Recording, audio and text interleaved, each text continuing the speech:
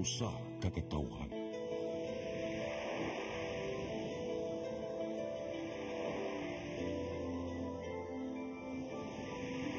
Cebu Catholic Television Network.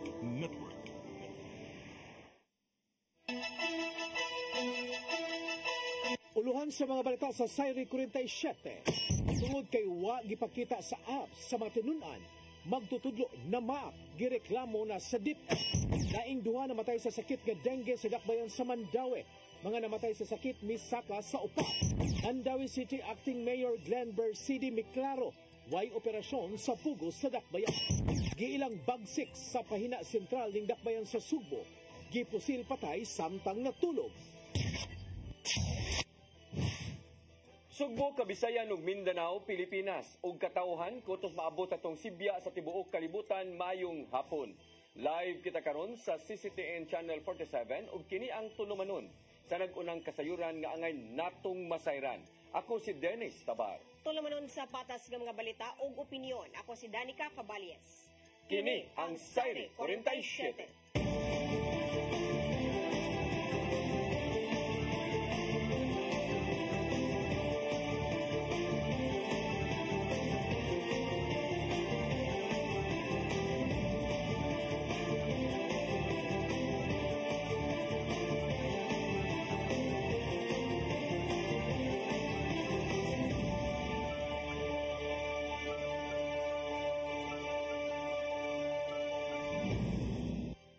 Karon sa kumpletong detalye sa atong mga balita, usa ka magtutudlo sa Don Vicente Rama Memorial National High School gireklamo sa Department of Education dinhi sa Region 7 nga namaak og duha ka mga lalaking tinunan sa barangay Basak Pardo ning dakbayan sa Sugbo. Giingong nga maak ang magtutudlo human nga wa pakit-a sa abs sa mga tinunan. Una nang gireport ni Barangay Kapitan Dave Tumulak nga misangpo sa panaglali sa duha ka magtutudlo human nga nisumbong sa dili maayo nga binuhatan. Mato ni DepEd 7 Director Salustiano Jimenez nga gitunol na ngadto sa ilang legal office ang maong reklamo alang sa tukma nga mga lakang. Dugang paniya nga dili itugot sa ilang ahensya ang binuhatan sa maong magtutudlo. Human nagatubang ang duha o kung nagatubang ang duha ka mga habig sa buhatan ni Kapitan Tumulak, wa na mihatag pa og komento ang magtutudlo aron unta kini pagdipinsa. Mandaue City Health Office nakatala og dugang duha ka individual nga namatay tungod sa dengue. Ang kaso niabot na sa 520 ug upat ang patay. Ang kasayuran hatod ni Mary Rose Sagarino. Duha ka semana lang humanatala ang katapusang namatay sa dakbayan sa Mandaue. Laing duha ka individual na usab ang namatay tungod sa dengue. Sa dato sa City Health Office gikan Enero hangtod Setyembre 1, ni saka na ngadto sa 520 ang kinatibuk ang kaso sa dengue sa syudad diin upat ang namatay. Si Dr. Debra Maria Katulong ang pangu sa City Health Office niingon nga ang wahing nangamatay nag-edad og 15 ug 12 anyos. Ang laing duha ka mga namatay maong usa ka tuig nga bata ug nag-edad og 31 anyos. Matud ni Katulong nga hugot ang ilang monitoring tungod kay ilang namatikdan ang pagsaka sa mga kaso sa niaging mga semana nga nilapas na sa epidemic threshold. Tayanan na gyud ta basig mag-consider na as outbreak diri sa atong syudad.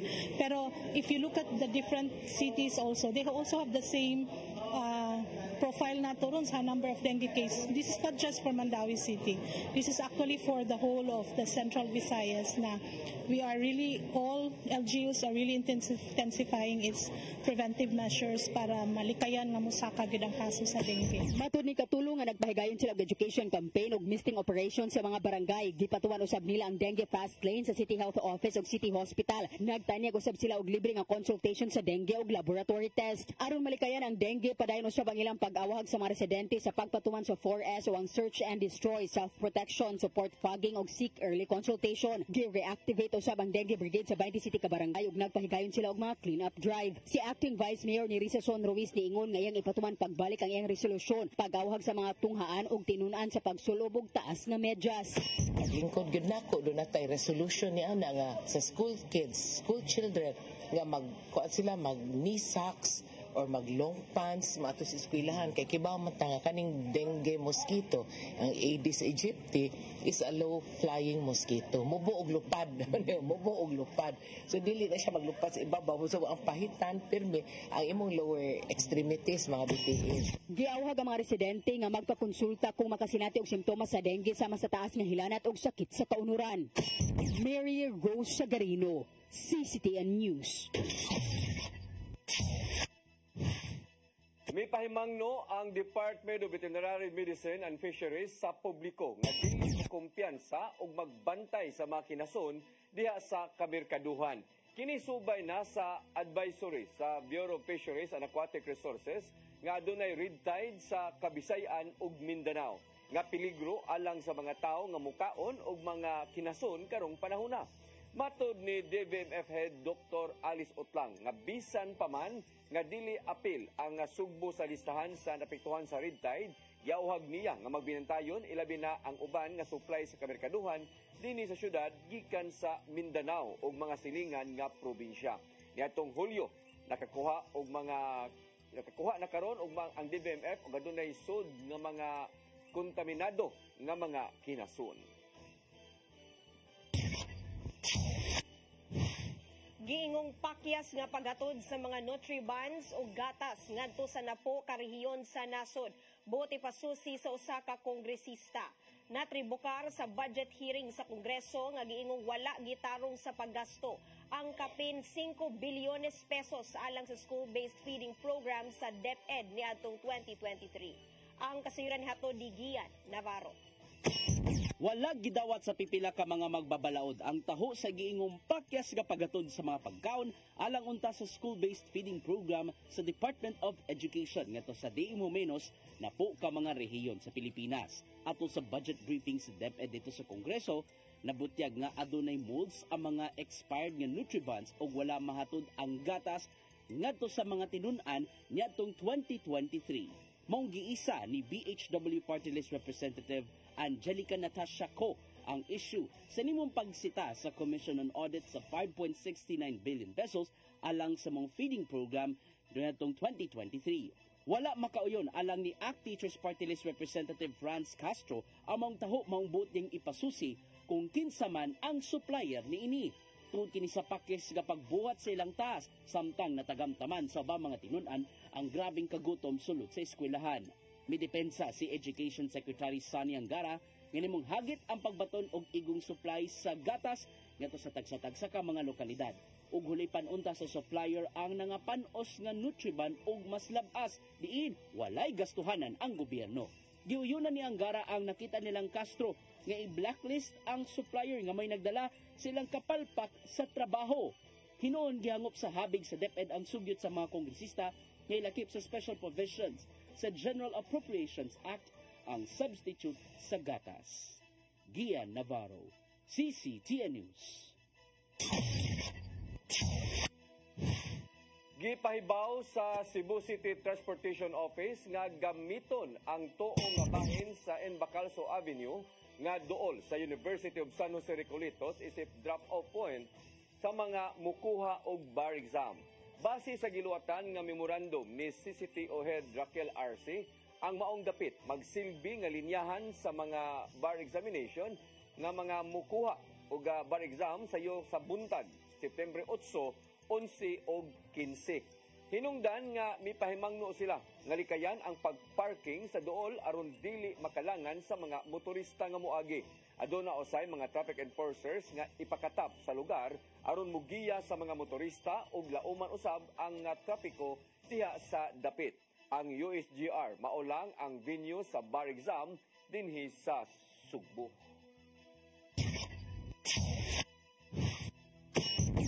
Musunod, Mandawi City Acting Mayor Glenn Bersedi miklaro walay operasyon sa pugos sa Dakbayan. Kanaog daghan pa mga balita sa pagbalik sa Sayre 47.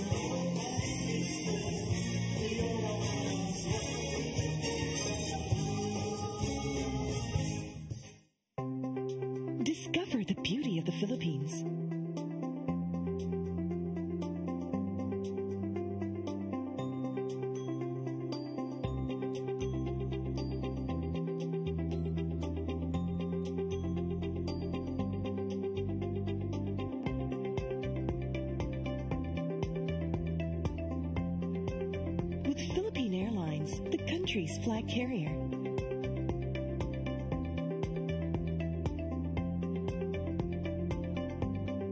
The airline that lets you feel the warmth of the nation.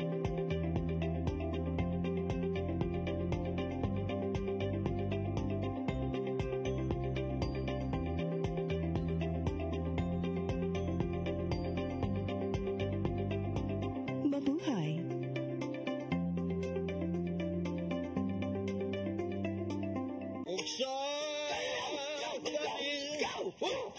Unsa man kang tambulakan kalit lang abot nalandigan ni ron tara ko nga gamay kayo tara ko nga dako gamay kayo dai unsa man ang utangan nga naa na si Muyo dito upa manggoy siya inaw ikatubang nimo dailing kay tarong mo nganong imong kung iapil ni dailing ha wa man koy labot kini pa nga kini.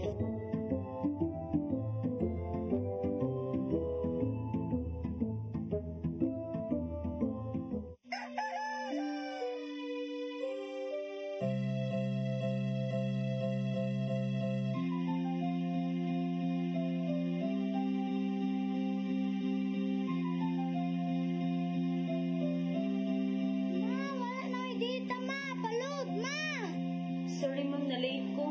Nagita ko mong gusto para internet sa kong anak ma'am. Ay, wala na yung problema. Mag-Sinisibu!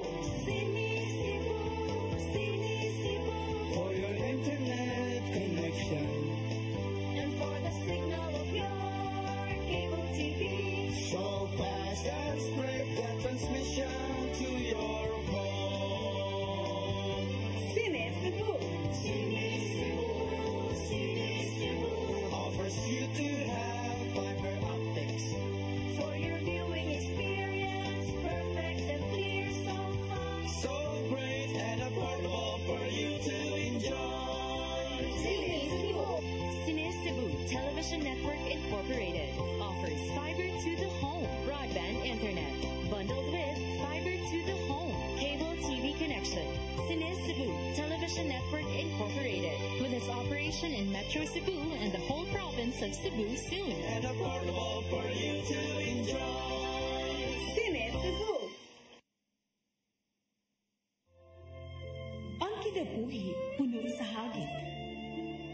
Sumpi na ka, Dria! Ay, paginante! Pagdita ka! Puno sa pangutana. Bata pa gani ka kayo? Nagkuyap-kuyap na ka? Kinsa man ako! Masakitin ako din ay karoon ang kinsa! Kung sa buto mo'y pasabot, Daddy! Puno sa luha. Pagpili pa, ako nga imong anak o ka na imong mga babae. Kasuko.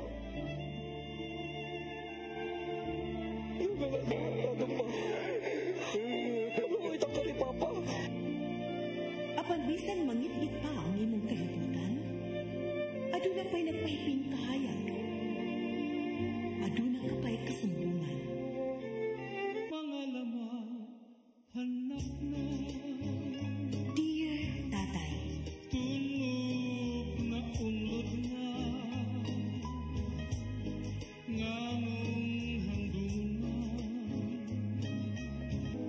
Wailain pagi aron masabtan nato ang Biblia. Kinahanglan nga doon natay relasyon kang Hesus. Hangtod sa lain natong panaguban, daghang salamat siya. Tulog na unod na.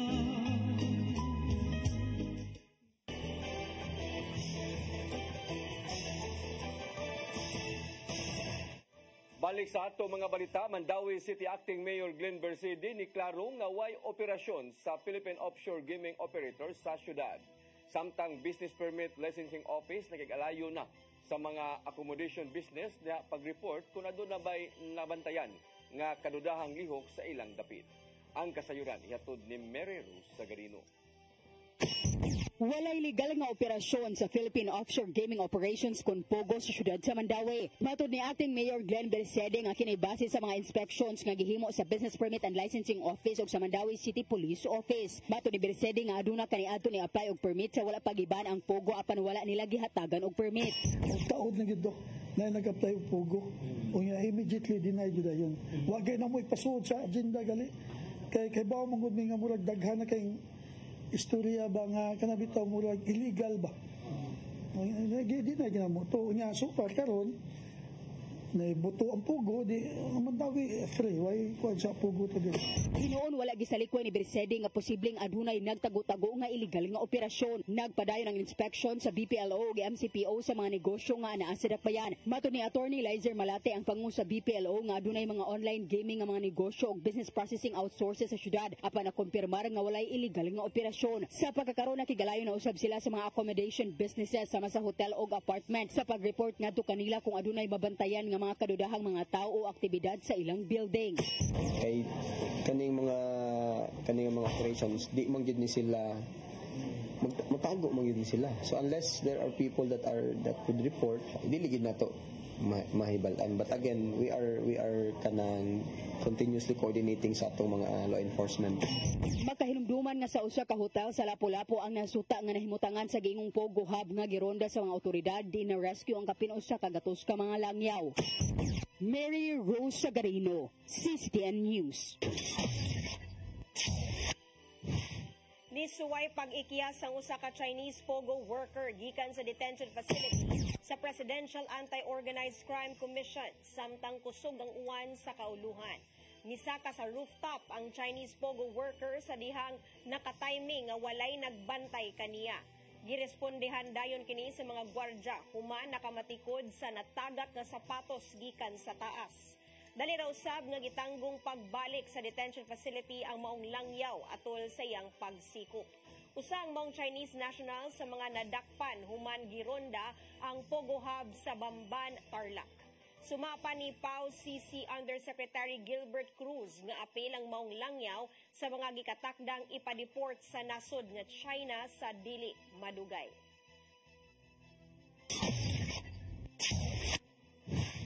Lapu-Lapu City Mayor Junard Ahong-Chan gusto nga makikinabi sa Presidential Anti-Organized Crime Commission kini aron makamugna og team nga makasikop og illegal nga pugo operations diha sa iyang syudad. Ilabi na nga aduna sila gidudahan nga mga establishmento. Ang kasayuran ihatod ni Crystal Joy Filerca. Atol sa press conference kagahapong adlaw, gibutyag ni Lapu-Lapu City Mayor Junard Ahong-Chan nga karong nasuta nga adunay illegal nga Pogo Hub sa usa ka hotel sa Barangay Agus. Nakita niya ang posibilidad nga aduna pay laing nag-operate niini sulod sa Dakbayan. Ilabi na nga usa nga dayuhonon sa mga langyaw ang Lapu-Lapu City ug posible kining padulngan sa mga niikyas gikan sa kauluhan. Matod ni Mayor Chan nga aduna na sila mga gisuspetsahan nga mga establishmento. Kini tungod kay ang Business Inspection Board sa Dakbayan kanunay nga nagpahigayon og random inspection ug kini mo ay naghatag kanila og ideya nga kadudahan ng ubang mga establishmento. Connect na to nga kini karon bag-o ra ni nga nangikyas sila ngadto, di mo sila nangikyas pagbuto sa Banbang Tarlac, pagbuto sa Purak Pampanga. Asa sila kapadulngan nagtago-tago. So as I said, dili lang kini para kanako ang naa karon sa ato ang syudad. Doon nami mga gipang suspitsahan karon no nga kaingon mi nga kay bulungan ni nganong naay mga pipila ka mga establishmento nga dunay mga areas nga dili nila pasudlan. Tungod niini, gimanduan sa mayor ang kapulisan sa pagmonitor sa maong mga gisuspetsahan nga mga establishmento. Wala usangan ni sa mayor unsa nga mga barangay ang ilang gisuspetsahan. Dugang pa niini, gipa-profiling na usab niya ang mga langyaw nga nag-abang sa Lapu-Lapu City. Tungod kay aduna sila gisuspetsahan, gustong makikinabi sa mayor ngadto sa Presidential Anti-Organized Crime Commission tungod kay gusto niyang magmugna og team aron nga aduna na sila gahom nga mosikop. Ug doon natin ibawan nga dunay pugo diha. Makasikop pa directly ang local government pag-show dito. So kinanglan it's a composite na ang PAO-TF, PAO-CC, na ang immigration, na ang NBI, na ang police, na ang DSWD or CSWD na naa na to, na ang LGU, na karon nga naa ni karon sa ato ang syudad. So, Samtang subay sa mong balita, gibutyag ni Barangay Kapitan Jimboy Igot sa Barangay Agus nga wala siya magdahom nga aduna nay illegal nga operasyon sa Pogo sud sa Tourist Garden Hotel. Matod niya nga wala siya magduda nga adunay illegal nga gibuhat sud sa mong hotel tungod kay adunay mga residente sa Barangay Agus nga nagtrabaho ra usab sa mong compound apan wala siya nadawat nga mga reklamo kabahin niini. Dugang pa niya nga wala kini mabantay sa barangay tungod kay naa kini nahitabo sud sa usa ka hotel ug ato sa oras sa pag-roving sa ilang mga barangay tanod dili niini makitaan ang mga aktibidad sa sulod.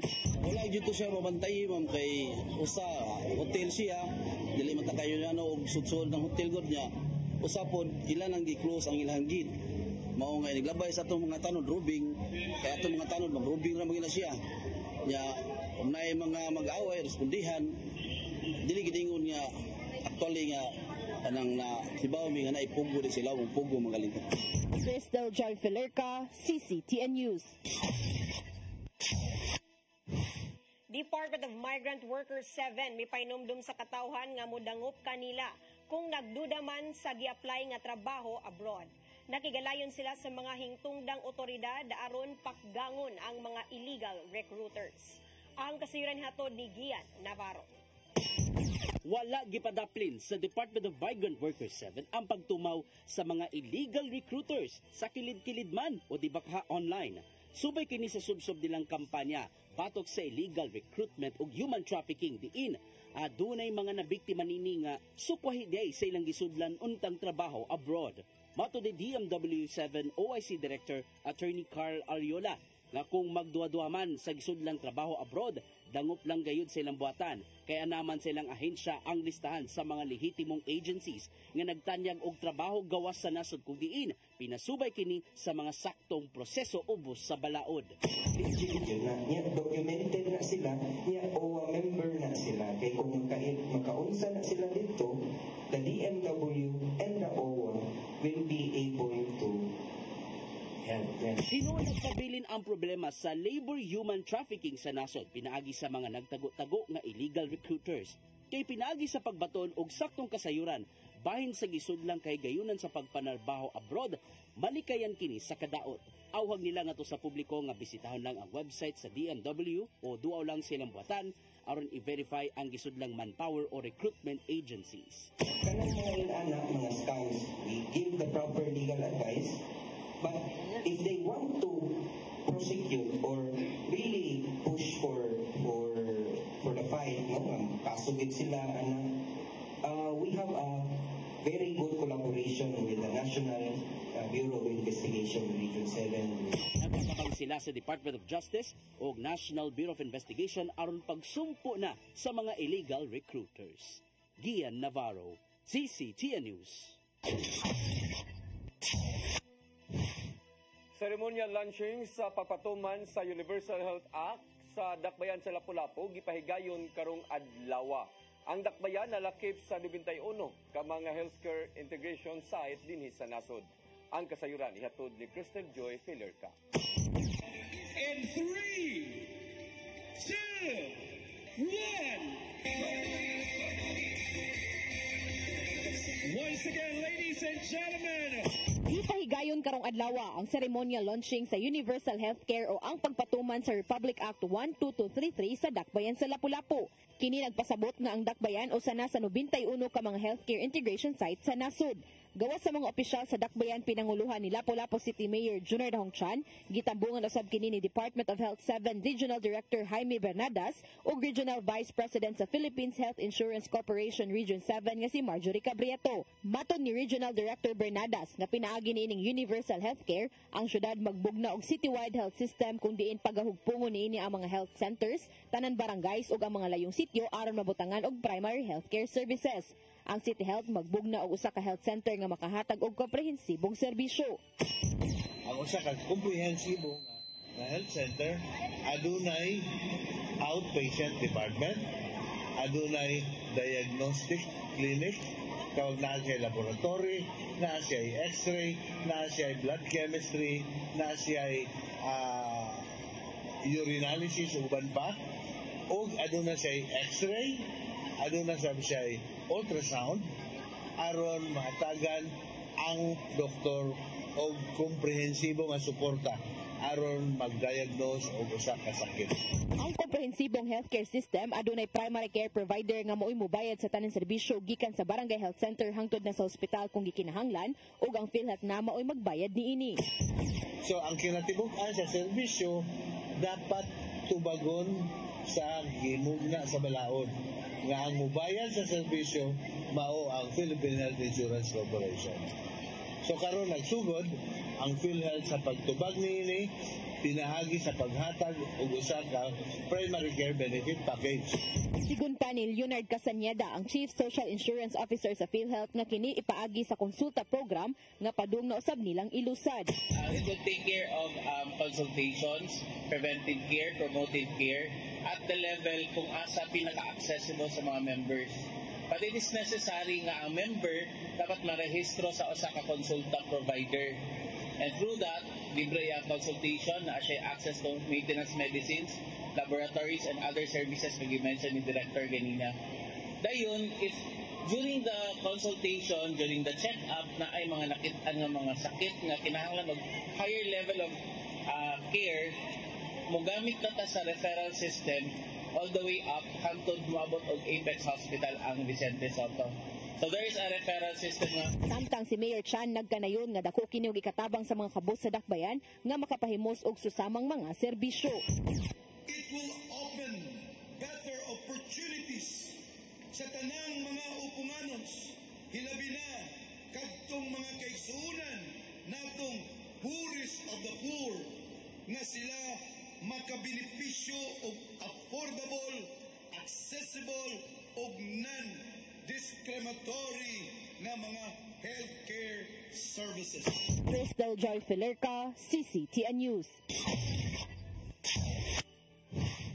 Choreographers sa Matag Lungsod ipaubos sa festival workshop nga pasiugdangan sa Kapitolyo. Nabantayan na lang ni Gobernador Gwen Garcia nga daghan ang nabag-uhan sa performance sa pipila ka contingents ato sa Pasigarbo sa Sugbo. Ang kasayuran hato ni Gian Navarro. Ato sa panagtapok sa mga mayor o choreographer sa kanungsuran sa Kapitolyo, usa sa mga natuki mao ang nimong assessment sa nakalabay lang nga Pasigarbo sa Sugbo. Namatikta ni Gobernador Gwendolyn Garcia nga nabag-uhan ang mga nananaw sa gipakita sa pipila ka mga contingents.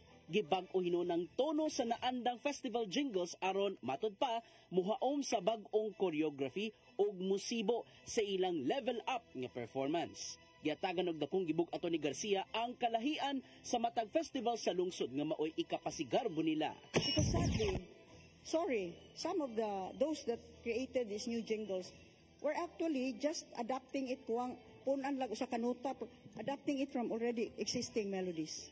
Because of that, nawa ang identity. Ang identity sa festival. Kay they go hand in hand. O mahukman niyang ipaubos sa live festival workshop ang mga choreographers, artistic directors, uban ang mga batid sa cultural performances. Tumong nini nga masabdan sa mga grupo unsa ka mahinungdanon ang kultura sudso sa kalugar nga mahimong i-apply na unya sa ilang mga sayaw gikan kini sa festival jingle o sa mismong dance routine. Kabayin lang kini sila pagpangandam sayo pa lang alang sa Pasigarbo sa Sugbo 2025. Only those choreographers that have undergone, even if before naka-undergo na, no, that doesn't matter. Only those that have undergone our festival workshop and duly certified by the province of Cebu as having graduated. Ipainungdan usab si Gobernador Garcia nga dili isagol sa performances ang bisan unsang political statement. Giyunan ni noon sa mga mayor o choreographers ang gimong lakang sa Kapitolyo. May nungdanon alang ning choreographer sa kampiyon sa Pasigarbo sa Sugbo nga mao ang Dagitab Festival sa City of Naga bahin sa pagpabilin sa kultura sa ilang lugar ngadto sa matag performance. Ang mga Pasigarbo sa 5-minute performance sa usa ka lungsod, diha manggod nila i-show kung kinsa gyud ang makailag gyud ang mga tao kung kinsa gyud si Naga, kinsa gyud si Ligalia, diha manggod na show tanan sa Apan bisan pa man, nadasig gyapon si Garcia sa nasaksihan sa nakalabay lang nga Pasigarbo sa Sugbo. Maumidugang kini og 1 million pesos nga subsidy ngadto sa matag LGU. Gian Navarro, CCTN News.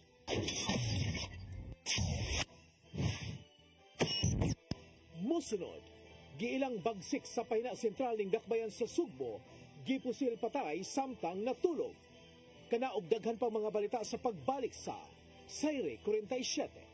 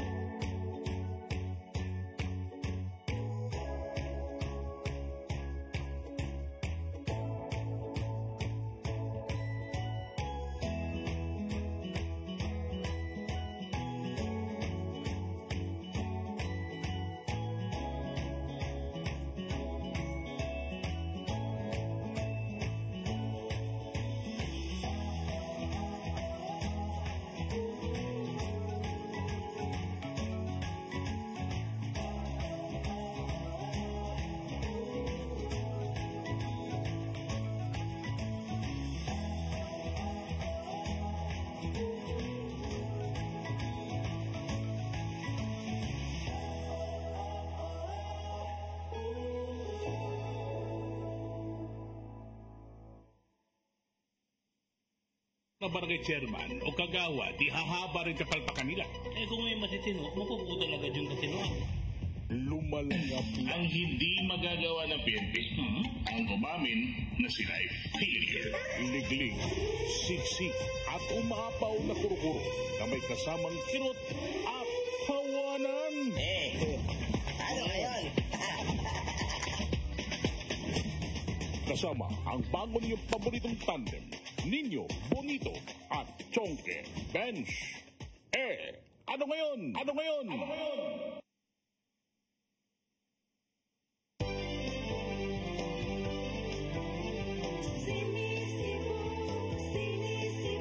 For your internet connection and for the signal of your cable TV, so fast and straight the transmission to your phone. Sini Cebu offers you to have fiber optics for your viewing experience, perfect and clear, so fast, so great and affordable for you to enjoy. Cine Cebu Television Network Incorporated offers fiber to the home broadband internet bundled with fiber to the home cable TV connection. Cine Cebu Television Network Incorporated with its operation in Metro Cebu and the whole province of Cebu soon. For your internet connection and for the signal of your cable TV, so fast and straight the transmission to your phone.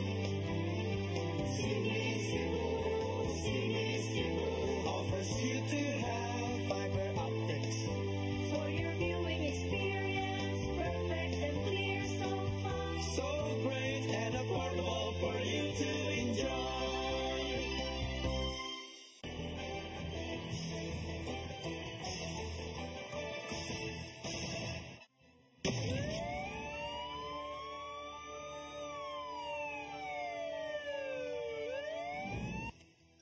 Balik sa atong mga balita, giilang tigas sa Pahina Sentral, dakbayan sa Sugbo.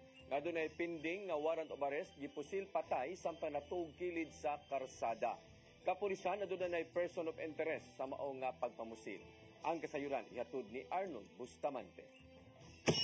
Patay ang usa ka lalaki human po sila samtang natulog sa e-bike sa dalan Santiago, Barangay Pahina Central alas 4:25 sa kadlawon. Ang biktima gila nga si Janry Villarmino, residente sa sitio Taytayan, Barangay Pahina Central sa siyudad sa Sugbo. Matod sa mga molupyo sa lugar atol sa interview sa DYHP RNN Cebu, nga nakadungog na lang silang tulog ka mga buto sa armas. Wa sila magdahong nga si Janry na ang gipusil tumong sa ulo ug lawas nini gamit ang wala matino nga kalibre sa armas. Dali nga misimat ang suspitsado sa repito gituan nga misuod kini sa kabarayan sa sitio Taytayan sa Pahina Central. Si Police Major Philip John Libres ang hepe sa Carbon Police Station na kaniyon na sa pagkakaroon doon na sila giilang nga person of interest. Ang mga person of interest kingong nga gikakontra sa biktima tulo ka adlaw ang nga nakalabay sa maong nga dapita. Kini ang usa sa ilang gitan-aw nga motibo diin gibawsan siya sa ingi kakontra nga mahinungdan ang gibalikan siya niini og giposil patay. Base sa record nga gihuptan sa Carbon Police Station, doon na kaso nga gitubang si Villarmino gani doon na pending warrant of arrest sa kasong frustrated murder ug sa usab ang gipasakan og kasong murder sa kapulisan human siya ang gitudlo nga responsable sa pagpamusil sa maong nga dapita. Sigon sa pamahayag sa barangay, gikahadlukan ang maong nga biktima sa mga residente sa maong nga dapit tungod kay magmaoy kini kung mahubog. Arnold Bustamante, CCTV News.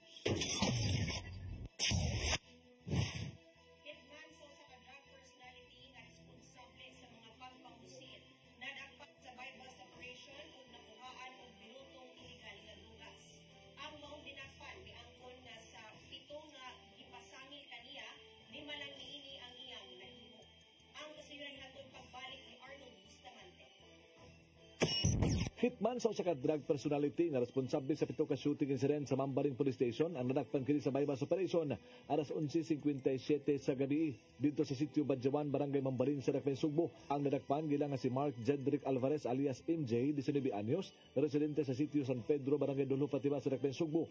Naghuwagikan kaniya ang mga pinakite sa gituang shabu nga motimbang sa 50 gramos gamay standard drug price nga 340,000 pesos. Lakip sa mga nasakmit sa mga operatiba sa Mambaring Police Station sa Pangulo ni Police Major Efren Diaz Jr. ang usa ka kalibre 45 nga pistola nga dunay 4 ka mga bala. Mato ni Police Colonel Antonieto Cañete, ang hepe sa Cebu City Police Office, nga 7 ka mga kaso sa pagpamusil nga nahitabo sa Dakbayan, Sugbo ang masulbad sa pagkasikop ni MJ.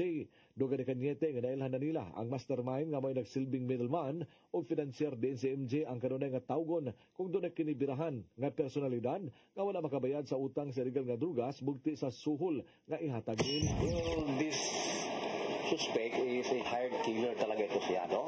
May amount, certain amount na pag makasong amount, he will handle directly. So with that, this time we able to solve it and arrest him.